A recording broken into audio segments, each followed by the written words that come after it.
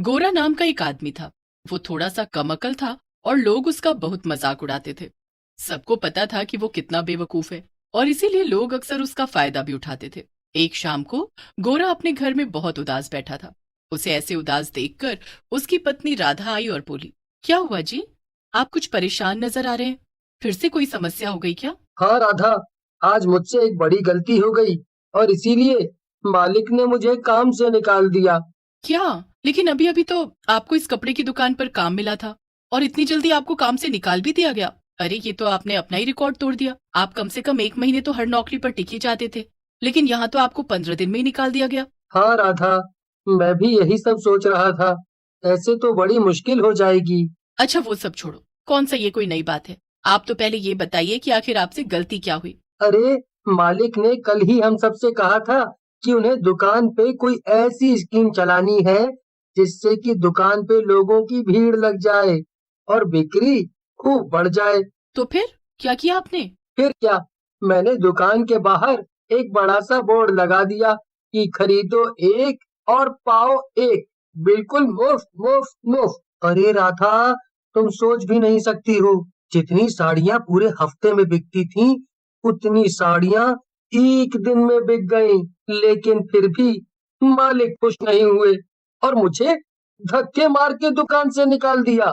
हाँ हाँ, और भला क्यों खुश होते आपके मालिक? आपने उन्हें एक दिन में महीने भर का नुकसान जो दे दिया। अब चलिए छोड़िए ये सब, मैं खाना गर्म करती हूँ, चलिए चलकर खा लीजिए और कल से फिर नई नौकरी ढूंढने पर लग जाइएगा। गोरा और राधा खाना खाकर सो जाते हैं और अगली सुबह गोरा एक बार फिर से नया काम ढूंढने के लिए निकल पड़ता है। काफी तलाशने के बाद गोरा को एक बगीचे का मालिक मिलता है। उस आदमी का एक फलों का बगीचा था। गोरा उसी बगीचे के मालिक से काम मांगने लगा। वो तो मैं समझ रहा हूँ गोरा कि तुम्हें काम की जरूरत है, पर तुम्हें तो यहाँ का पूरा इलाका जानता है और सबको पता है कि तुम कितने बड़े बेवकूफ हो। तो भला तुम्हें अच्छे से जानते हुए भी मैं तुम्हें काम पे क्यों रखूं? कहीं तुमने मेरा भी नुकसान करवा दिया तो? अरे नहीं नहीं, आप मुझे एक मौका देकर तो देखिए। मैं आपको पूरा विश्वास दिलाता हूँ कि मैं आपके लिए बहुत अच्छे से काम करूंगा।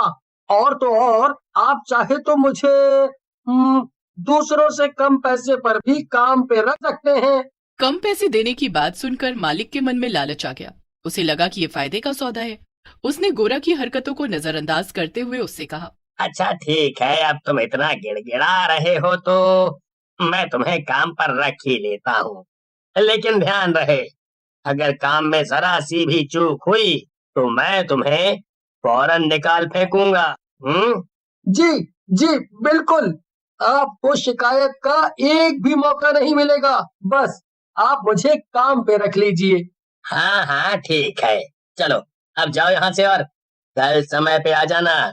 फिर क्या था, अगले ही दिन से गोरा फलों के बगीचे का रखवाला बन गया और सारे गांव में ये बात फैल गई। पर गांव में कुछ लड़के थे जिन्हें हर वक्त बस शरारत सूझती थी। जब उन्हें ये पता चला कि गोरा को नया काम मिल गया है और अब वो एक फलों के बगीचे का रखवाला बन गया है, तो उन्होंने तय कर लिया कि वो फलों की चोरी करने जाएंगे। अरे दोस्तों, तुमने वो खबर सुनी क्या? यहाँ पास में जो फलों का बगीचा है, उसका रखवाला गोरा है। वो बेवकूफ गोरा। अरे, उसे बगीचे में बैठाने से अच्छा तो बगीचे को ऐसे ही छोड़ दिया होता। एक ही तो बात थी। हाँ भला वो गोरा क्या बचाएगा बगीचे के फलों को। चलो चल कर जरा थोड़ी फलों की चोरी हो जाए। बड़े दिनों से किसी बगीचे के ताजे ताजे मीठे मीठे फल नहीं खाए हैं। हाँ सही बात है। और याद है ना, उस बगीचे का जो असली मालिक है वो कितना बुरा है। पिछली बार हमने उसके बगीचे से सिर्फ 4 आम क्या खा लिए थे, उसने हमारी कितनी पिटाई की थी। तो अब हम एक तीर से 3-3 निशाने मार पाएंगे। हमें फल भी मिल जाएंगे, मालिक से बदला भी ले लेंगे और गोरा को तो बेवकूफ बना ही लेंगे। ये सुनकर बाकी दोनों दोस्त भी हंसने लगते हैं। फिर क्या था, तीनों लड़के चल पड़े फलों को चुराने के लिए बगीचे की तरफ। लेकिन जैसे ही वो बगीचे में घुसने लगे, गोरा ने उन्हें रोक दिया। गोरा बगीचे के बाहर ही कुर्सी डालकर बैठा हुआ था। अरे अरे, कहाँ घुसे चले आ रहे हो? यहाँ अंदर जाना सख्त मना है। देख नहीं रहे हो क्या? ये बड़े सेठ का बगीचा है। अच्छा, ऐसा है क्या? माफ करना, हम जरा रास्ता भटक गए थे। वो क्या है ना, हम भटक भटक के इतना थक गए थे कि हमने देखा ही नहीं कि ये बगीचा है। अच्छा, ठीक है, अगर तुम भटके हुए हो तो कोई बात नहीं, और अब तुम लोग जाओ यहाँ से और मुझे मेरा काम करने दो। हम चले तो जाते, लेकिन जब हम सही रास्ता तो जानते ही नहीं है तो भला जाए कहाँ? क्या तुम हमारी मदद नहीं करोगे? देखने में तो तुम बड़े ही भले आदमी मालूम होते हो। हाँ हाँ, क्यों नहीं। अरे, मदद करना तो बड़े ही पुण्य का काम होता है। मैं तुम्हारी मदद जरूर करूंगा। बताओ, तुम्हें कहाँ जाना है? ये देखो, इस पर्ची पे जो पता लिखा है ना, हमें वहीं जाना है। सुबह से भटक रहे हैं, अब जाके एक भला आदमी मिला है जो हमारी मदद कर सके। अरे, ये जगह, ये तो यहाँ कुछ दूरी पे ही है। चलो, मैं तुम्हें रास्ता दिखा देता हूँ। यहाँ तो तुम 15 से 20 मिनट में पहुँच जाओगे। क्या? लेकिन तुम्हें तो यहाँ रखवाली का काम मिला है ना, तो अगर तुम यहाँ से गए तो बगीचे की रखवाली कौन करेगा? ये तो बड़ी लापरवाही हुई। अरे हाँ, ये बात भी सच है।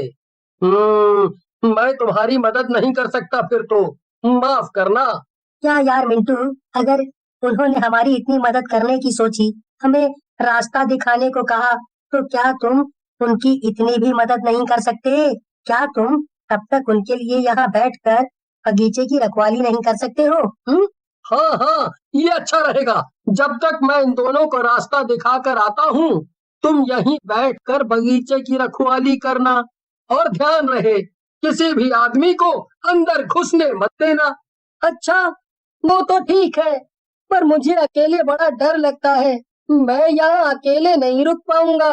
ओहो मेरे भोले दोस्त, कोई बात नहीं, मैं हूँ ना, मैं यहाँ तेरे साथ रुकूंगा ताकि तुझे डर ना लगे। ठीक है, तुम दोनों रुक जाओ, हम अभी आते हैं। अरे रुको रुको, मैं और मिंटू भी तो बच्चे ही हैं। अगर कोई बगीचे में घुसने की कोशिश करेगा तो भला हम दोनों अकेले यहाँ कैसे रुक पाएंगे? एक काम कर गोलू, तू भी हमारे साथ ही रुक कर रखवाली कर, हम तीनों मिलकर जरूर सामने वाले को रोक लेंगे।